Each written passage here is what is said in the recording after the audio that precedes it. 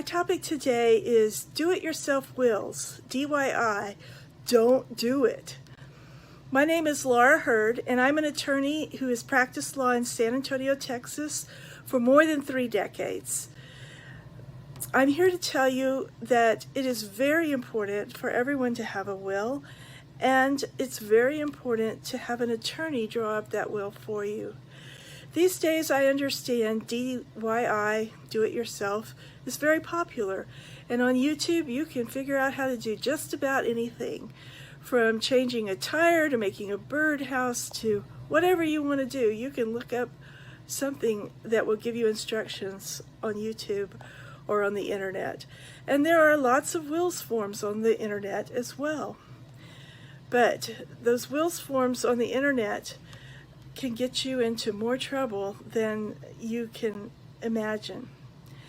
Now, everyone needs a will. First, I hear a lot of excuses for people that say, well, I don't have any property, or I'm young, I don't have a reason to have a will just yet, I'll do that later when I'm old.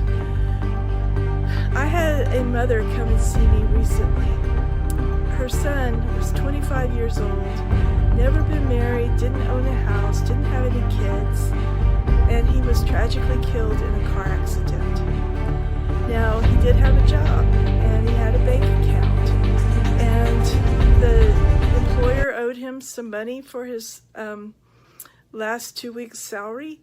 He had a 401k or retirement plan that the employer was contributing to at his job, and because he was killed wrongfully in an automobile accident where he was not at fault, there was the possibility of a lawsuit where his mother could make an insurance claim and possibly collect some money for his death. However, in order to do that, she first had to take his case through probate.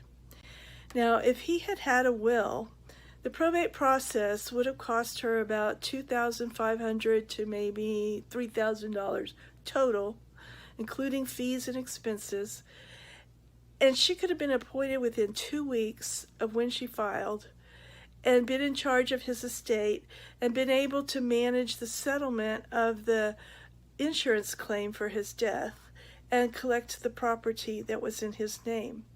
But because he did not have a will, it took over 1.5 years to settle that probate matter before she could even start on the claim for the insurance. And not only did it take a lot of time, a lot of hassle, a lot of stress, but it cost her almost $15,000. So the difference between having a will and not having a will was about $12,000 in that case. A simple will might have cost him anywhere from $350 to $500. Areas of the law such as divorce or contract disputes, just about any kind of lawsuit that comes up, the judge has laws that he has to follow, but the judge also has what's called equity, or the right to decide what's fair under the circumstances, and the right to look at what the parties intended, even if that's not what they actually said. But that's not so in probate. In probate, you have to say it. You have to say it in the right words. And not only that, it has to be signed in the right order, the right time, the right place. The law is very strict when it comes to probating wills. A Texas attorney would know what is required in Texas. When you get a will online, you don't know if it was even written by a Texas attorney. In fact, you don't know if it was written by an attorney at all, but it could have been somebody out of state who is totally unfamiliar with Texas laws. And there are things in our Texas laws which make probate much easier than if you were not in Texas. And if you don't have it written to have all of the elements that are required in Texas, the will's no good.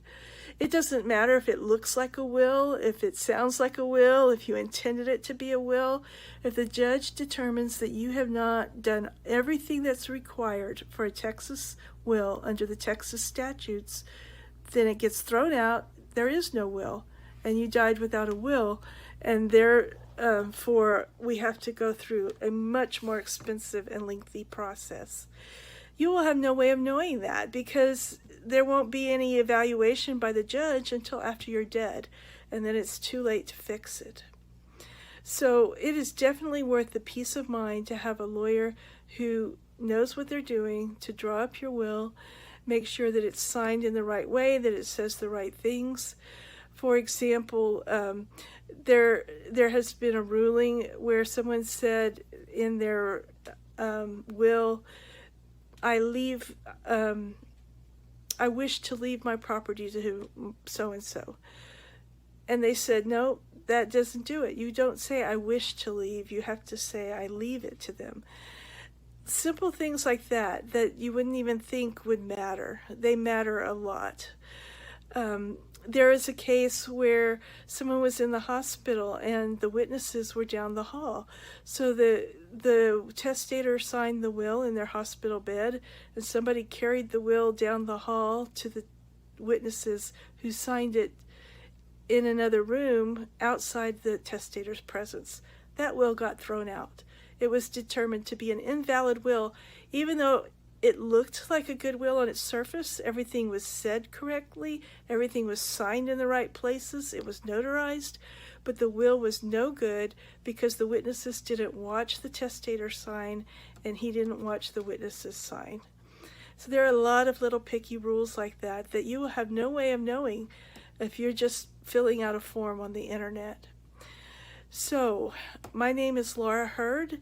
My website is www.ldhurd.com, and Hurd is spelled H-E-A-R-D, like I heard you. I heard you speak. My website is www.ldhurd.com. Please call me and let's talk about doing a will for you. Thank you.